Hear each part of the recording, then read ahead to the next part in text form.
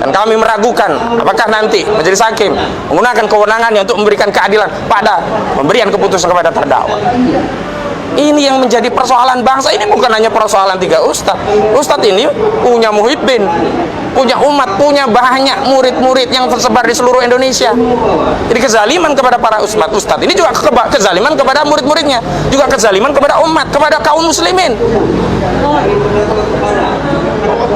Apa mau menunggu umat Islam marah selama ini selalu dituduh sebagai pelaku teroris dan menjadi korban terorisme? Aneh sekali umat Islam ini, dituduh menjadi terorisme dan selalu menjadi korban terorisme. Apa ada narasi satu pihak menjadi tertuduh sekaligus menjadi korban? Inilah war on terrorism. Dan saya sebenarnya sudah mendapatkan informasi, sudah ada rencana pemindahan, dan kita tadinya cukup lega dengan informasi itu, karena walaupun ya tidak ditangguhkan, walaupun tidak bisa ketemu dengan istri, keluarga dan anaknya, paling tidak kalau kembali di rutan yang normal, Ustadz ini bisa ibadah secara leluasa, bisa tetap berkarya. Karena saat ada di rutan yang di Polda Metro Jaya itu, Ustadz ini sempat bisa menulis buku. Nah ini di Cikeas ini rutan apa ini? Nulis saja nggak ada, bolpen saja nggak ada, kertas saja nggak ada apa. Pak Listio Sigit Prabowo, coba cek lagi rutan itu rutan untuk menghukum orang atau hanya untuk mengamankan dalam proses penegakan hukum? Ini belum ada keputusan yang bersifat final. Jangankan keputusan inkrah, keputusan yang tingkat pertama saja belum ada. Apakah Anda mau menzolimi ulama-ulama kami, Pak Listio Sigit Prabowo? Apakah penzoliman itu tidak menunggu nanti putusan?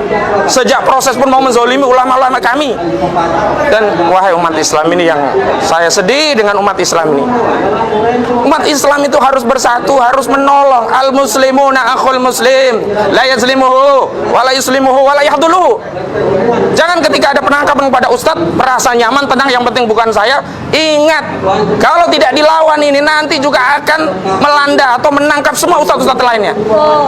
Kalau tidak dilawan nanti tidak ada lagi yang ngomong jihad, ya, padahal jihad itu ajaran umat Islam. Lama-lama Anda juga tidak boleh sholat.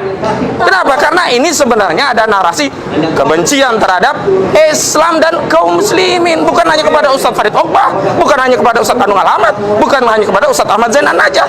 Jadi ingat, antum-antum yang merasa hari ini nyaman, di akhirat nanti akan ditanya oleh Allah Subhanahu wa taala, apa pembelaan antum-antum sekalian kepada saudara muslim? Ingat, kita dipersaudarakan bukan karena organisasi, bukan karena partai, bukan karena gerakan-gerakan, tapi kita dipersaudarakan dengan akidah la ilaha illallah Muhammadur Rasulullah.